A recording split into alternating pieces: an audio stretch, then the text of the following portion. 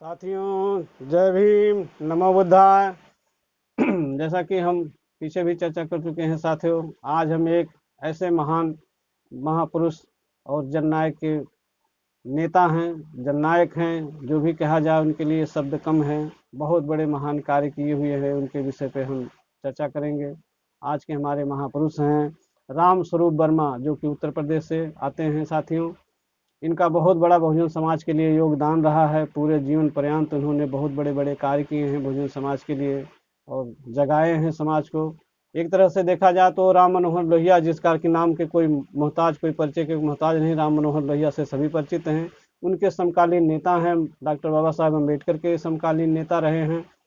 और डॉक्टर बाबा साहेब अम्बेडकर को कह लिया जाए कि एक प्रकार के वो उनके शिष्य रहे हैं और उन्हीं से प्रेरणा लेकर के उन्होंने समाज को जिस तरीके से जगाया है साथियों, इसे भुलाया नहीं जा सकता, इसे मिटाया नहीं जा सकता है। इसलिए इनकी चर्चा भी करना बहुत ज़रूरी है और हमारे बहुजन समाज के युवा साथियों को और हमारे बहुजन समाज के सभी को जानना जरूरी है। हालांकि उन्होंने पूरे देश के लिए काम किया है, लेकिन हमें याद करना चाहिए और हमें मानना चाहिए कि रामस्वरूप वर्मा जो हैं वो हमारे लिए कितने बड़े महापुरुष और हमारे समाज को जगाने के लिए कितनी बड़ी बलिदान और कितनी बड़ी कुर्बानियाँ और जीवन पर्यंत उन्होंने लड़ते हुए क्या क्या संघर्ष किए हैं, कभी यहाँ किताब के माध्यम से छोटा सा परिचय देंगे, उससे हम वीडियो के माध्यम से आपके पास तक पहुँचाएंगे। उसी पे आज हम चर्चा करेंगे कि राम स्वरूप वर्मा पढ़ लिख कर करके एक अच्छे नेता बने और एक अच्छा नेता बन करके उन्होंने देश के लिए क्या जगाया, क्या किया। हालांकि वो कोई खास पद पर तो नहीं पहुंच पाए, लेकिन सामाजिक चेतना के लिए अगर याद किया जाए तो वो किसी से कम भी नहीं रहे। उन्होंने बहुत ही समाज के लिए चेतना जागरूक की, लोगों को एकत्रित किया और अपने देश को सुरक्षित करने में और समाज को मजबूत बनाने में उनका जितना बड़ा भी योगदान रहा, उसकी जितनी भी प्रशंसा की जाए साथियों कम है। इसी के साथ अब कभी आगे उनका परिचय देते हुए लिख रहे हैं, राम स्वरूप वर्मा ब्राह्मणवाद के विध्वंसकों में थे। राम स्वरूप वर्मा ब्राह्मणवाद, अम्बेडकरवाद, जैसा कि आज सभी कोई अपने अपने समाज के लिए नाम निकाला हुआ है, ये नाम पहले से भी था, तो उस चीज़ के लिए उस पर चर्चा करते हैं। ब्राह्मणवाद के विध्वंसकों में थे राम स्वरूप वर्मा, उन्होंने ब्राह्मणवाद का सदैव बहिष्कार किया है साथियों, उसी के विषय पे लिख रहे हैं। भारत के सबसे बड़े प्रांत उत्तर प्रदेश के जनपद कानपुर देहात के गौरीकरण गांव में पिता वंश गोपाल, माता सुखिया की कोख से 22 अगस्त 1923 को एक साधारण कुर्मी किसान परिवार में मानववाद के रक्षक और ब्राह्मणवाद के विध्वंसक माननीय रामस्वरूप वर्मा का जन्म हुआ। माता पिता की उत्कृष्ट इच्छा थी कि उनका बेटा उच्च शिक्षा ग्रहण करे। वर्मा जी पढ़ने में मेधावी थे। उन्होंने उस जमाने में इलाहाबाद विश्वविद्यालय से एमए और आगरा विश्वविद्यालय से एलएलबी की डिग्री प्राप्त की। जब शूद्रों के लिए शिक्षा का दरवाजा बंद था, किंतु ब्रिटिश हुकूमत के कारण शूद्रों और महिलाओं की शिक्षा का रास्ता प्रशस्त हो रहा था, जिसका लाभ रामस्वरूप वर्मा को मिला। उन्होंने उर्दू, अंग्रेजी, हिंदी और संस्कृत भाषा की शिक्षा ग्रहण की। पढ़ाई पूरी करने के बाद उनके सामने 3 विकल्प थे। पहला विकल्प प्रशासनिक सेवा में जाना, दूसरा वकालत करना तथा तीसरा विकल्प था राजनीति के द्वारा मूल निवासी बहुजनों व देश की सेवा करना। वर्मा जी ने आईएएस की लिखित परीक्षा भी उत्तीर्ण कर ली थी, किंतु साक्षात्कार के पूर्व ही वे निर्णय ले चुके थे कि प्रशासनिक सेवा में रहकर वे ऐशो आराम की जिंदगी तो व्यतीत कर सकते हैं, पर उन ब्राह्मणवाद से आच्छादित मूल निवासी बहुजन समाज में व्याप्त भाग्यवाद, पुनर्जन्म, अंधविश्वास, पाखंड, चमत्कार जैसी धारणा से निजात नहीं दिला सकते। इसलिए सामाजिक चेतना और जागृति पैदा करने के लिए उन्होंने 1 जून 1968 को सामाजिक संगठन आर्जक संघ की स्थापना की। माननीय रामस्वरूप वर्मा में राजनैतिक चेतना का प्रादुर्भाव डॉक्टर अम्बेडकर के उस भाषण से हुआ जिसे उन्होंने मद्रास के पार्क टाउन मैदान में 1944 में शेड्यूल कास्ट फेडरेशन द्वारा आयोजित कार्यकर्ता सम्मेलन में दिया था। डॉक्टर अम्बेडकर ने कहा था, तुम अपनी दीवारों पर जाकर लिख दो कि तुम्हें कल की शासक जमात बनना है, जिसे आते जाते समय तुम्हें हमेशा याद रहे।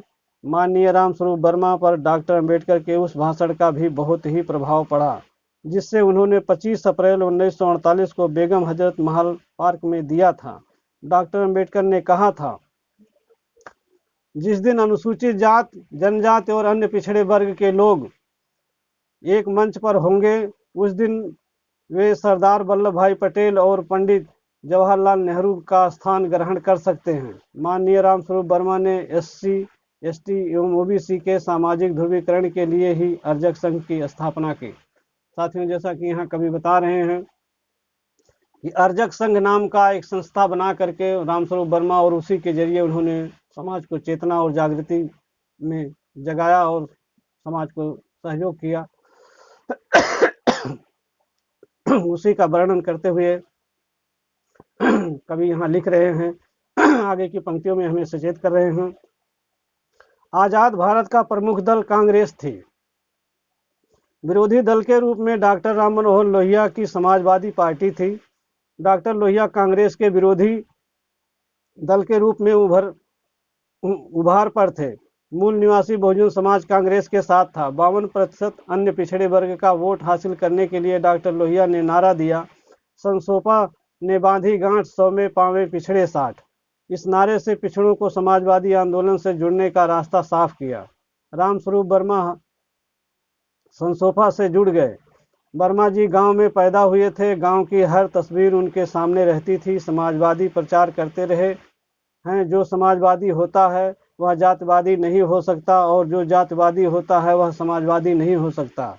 वर्मा जी ने राजनीतिक जीवन की एक घटना का खुलासा अपनी पुस्तक क्रांति क्यों और कैसे में किया है।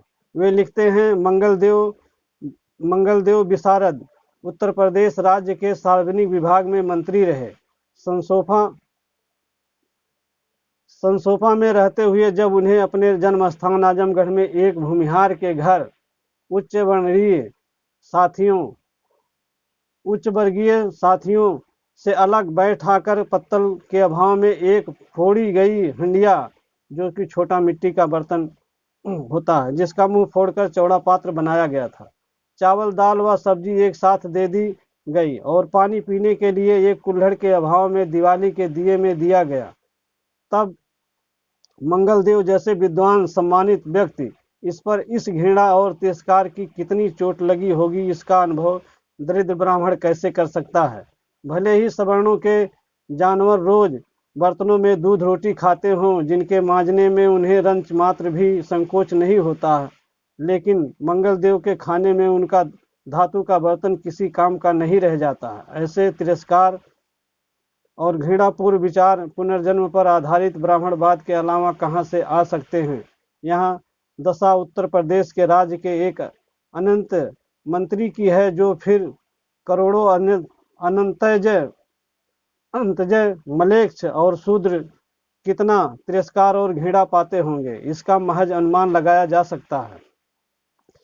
यह सही है कि मंगलदेव विशारद इस अपमान को ना सह सके और उन्होंने खाना नहीं खाया, लेकिन इतनी तेजस्विता तो उंगली में गिने जाने वाले लोगों में ही है। साथियों, यहाँ थोड़ा सा विचार करेंगे कि उन्होंने बता रहे हैं कि एक ब्राह्मण परिवार होने के कारण, जो कि प्रदेश में मुख्यमंत्री के पद पे मौजूद है, और अपने साथियों के साथ उनके घर गए भोज करने के लिए। उनको पत्तल नहीं था घर में, तो एक फूटी हुई हंडिया में उनको दाल सब्जी एक साथ में परिष्कार कर दिया गया। वही वो समाज को चिता रहे हैं, जगा रहे हैं, हमें बताने की कोशिश कर रहे हैं बहुजन समाज को कि उनको अगर वो बर्तन में खिलाते तो उनका बर्तन अछूत हो जाता या मान लीजिए खराब हो जाता, जबकि उनके बर्तनों में चाहे कुत्ता बिल्ली गाय भैंस खाना खा लें, उनको उसको मांज धोकर साफ करने में, शुद्ध करने में जरा सी भी संतुष्टि नहीं। ये मान होता कि जो हमारे देश की ये जो दुर्गति रही है, ये पूर्ण रूप से तो अभी तक भी साथियों खत्म नहीं हो पाया है, लेकिन फिर भी उन लोगों को जो ये तिरस्कार सहने पड़े हैं, उन्होंने कितने दुख उठाए हैं, इस पे हमें आज हमारी आने वाली पीढ़ियों को याद करना चाहिए कि हमारे पुरखों के साथ ऐसे ऐसे बर्ताव हुए हैं, और हमारे जो कि अच्छे पदों पर रह करके भी उनको ये चीज़ का मौका नहीं मिला है, तो क्या दशा रही होगी हमारे देश की स्थिति। अब आगे के लाइनों में लिख रहे हैं, रामस्वरूप वर्मा संपूर्ण क्रांति के पक्षधर थे। उनकी संपूर्ण क्रांति में भ्रांति को कोई स्थान नहीं था। वर्मा जी के अनुसार जीवन के 4 क्षेत्र होते हैं, राजनीतिक, सामाजिक, आर्थिक और सांस्कृतिक। इन चारों क्षेत्रों में गैर बराबरी समाप्त करके ही हम सच्ची और वास्तविक क्रांति निरूपित कर सकते हैं। क्रांति शब्द का जितना अनाप शनाप इस्तेमाल किया गया है और किया जा रहा है, उस स्तर पर लोग इसका वास्तविक अर्थ नहीं समझते हैं। क्रांति, जिसे हम इनकलाब और रिवॉल्यूशन भी कहते हैं, हमें ऐसा आभास होता है जैसे कोई ऐसा जादू है जिसमें सब कुछ तत्काल बदल जाएगा, जबकि क्रांति बदलाव की एक सतत प्रक्रिया है। जीवन के पूर्व निर्धारित मूल्यों का मानव हित में पुनर्निर्धारण का नाम है क्रांति। रामस्वरूप वर्मा निस्संदेह डॉक्टर राम मनोहर लोहिया के राजनीतिक दल संसोपा से जुड़े थे, किंतु लोहिया जी के साथ वर्मा जी का वैचारिक मतभेद था। लोहिया गांधीवादी थे, वर्मा जी अम्बेडकरवादी थे। लोहिया के आदर्श मर्यादा पुरुषोत्तम राम और मोहनदास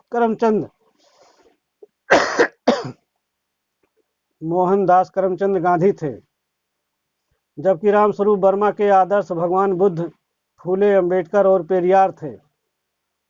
डॉक्टर अम्बेडकर ने कहा था, असमानता की भावना ब्राह्मणवाद की उखाड़ फेंको, वेदों और शास्त्रों में डायनामाइट लगा दो।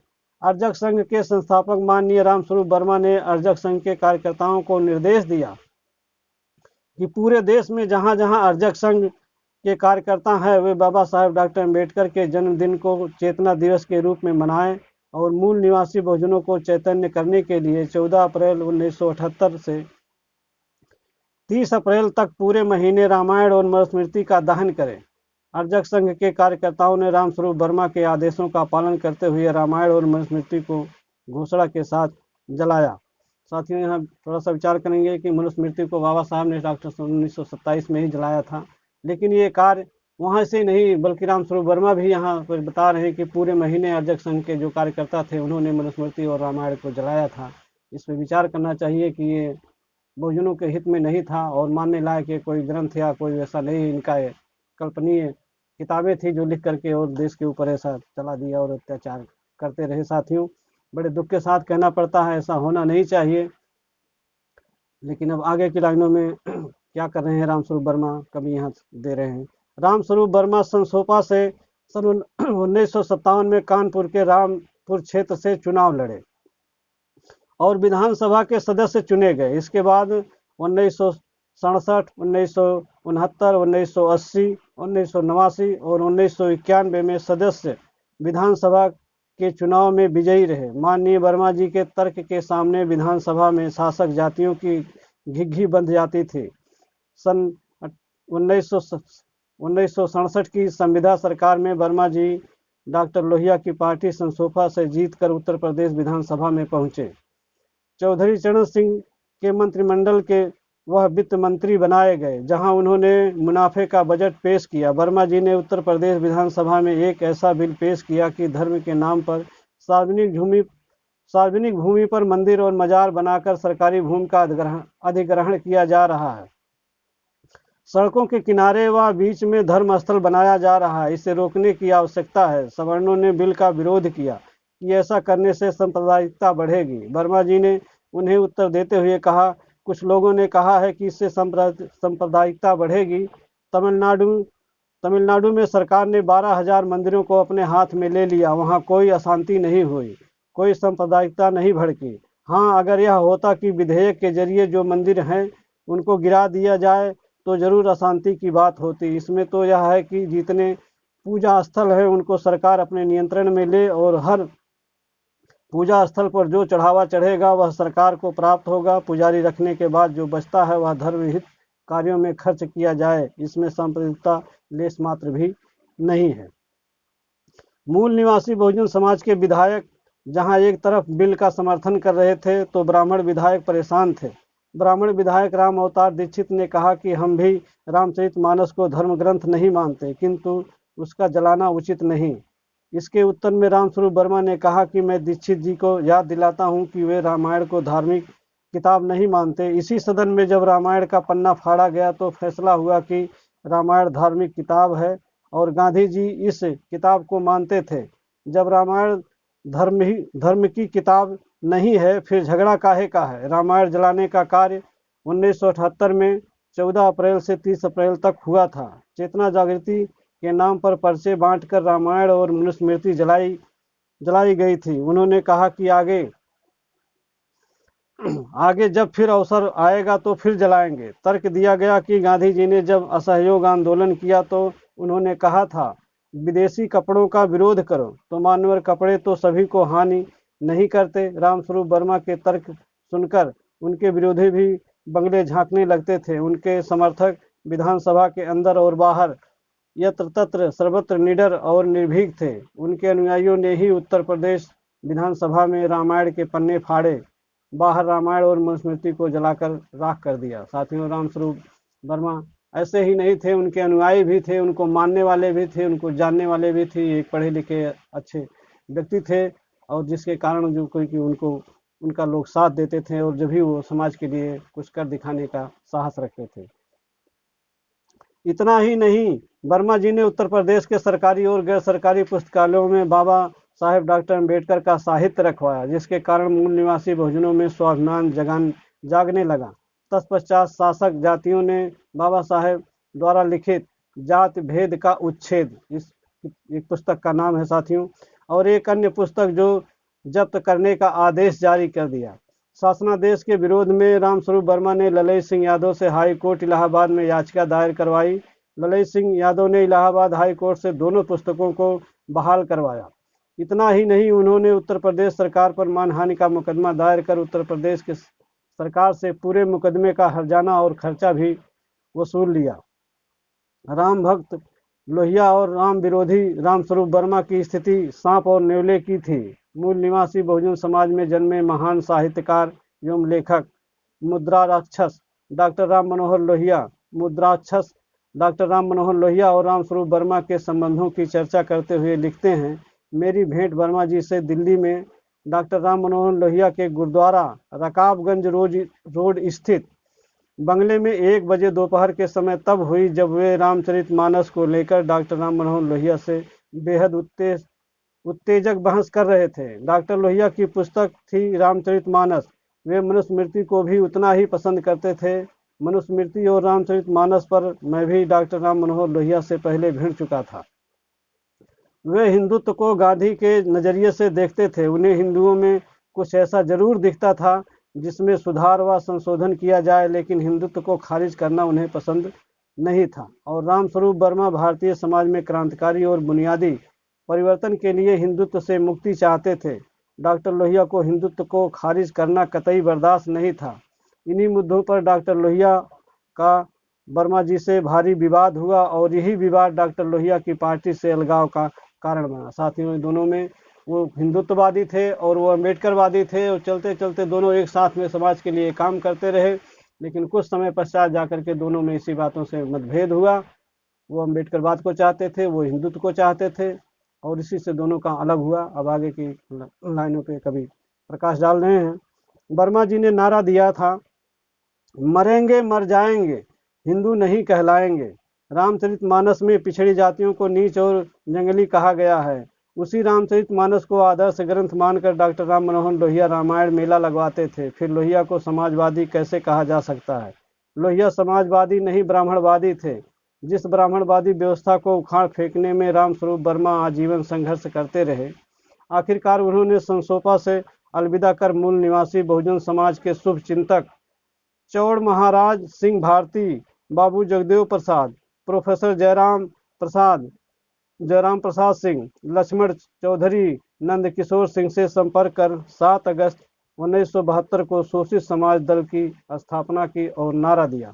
साथ ही उन्होंने अपना नया दल बनाया और समाज को जगाने के लिए और चेतना देने के लिए फिर अग्रसर हुए। आगे लिख रहे हैं उनको क्या अपना संस्था बना करके और क्या नारा दिया, देश का शासन 90 पर नहीं चलेगा, नहीं चलेगा। 100 में 90 शोषित हैं, 90 भाग हमारा है। शोषितों का राज शोषितों के लिए, शोषितों के द्वारा होगा।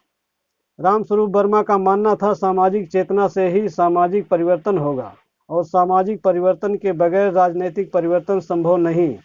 अगर येन केन प्राक्रेण राजनीतिक परिवर्तन हो भी गया तो वह ज़्यादा दिनों तक टिकने वाला नहीं होगा।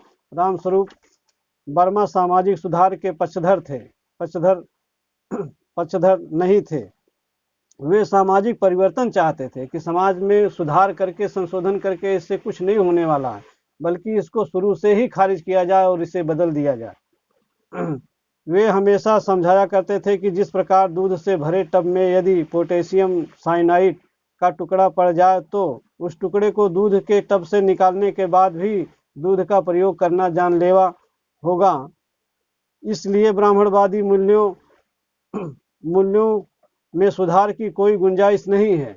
इसलिए वो कह रहे थे कि ब्राह्मणवाद में सुधार करने का कोई मतलब ही नहीं बनता है, बल्कि ब्राह्मणवाद को जड़ से ही खत्म किया जाना चाहिए। ये रामस्वरूप वर्मा का मानना था और वो इसी विचारधारा पे कार्य कर रहे थे। आगे लिख रहे हैं, ब्राह्मणवाद सुधारा नहीं जा सकता बल्कि नकारा ही जा सकता है। रामस्वरूप वर्मा ने कभी भी सिद्धांतों से समझौता नहीं किया।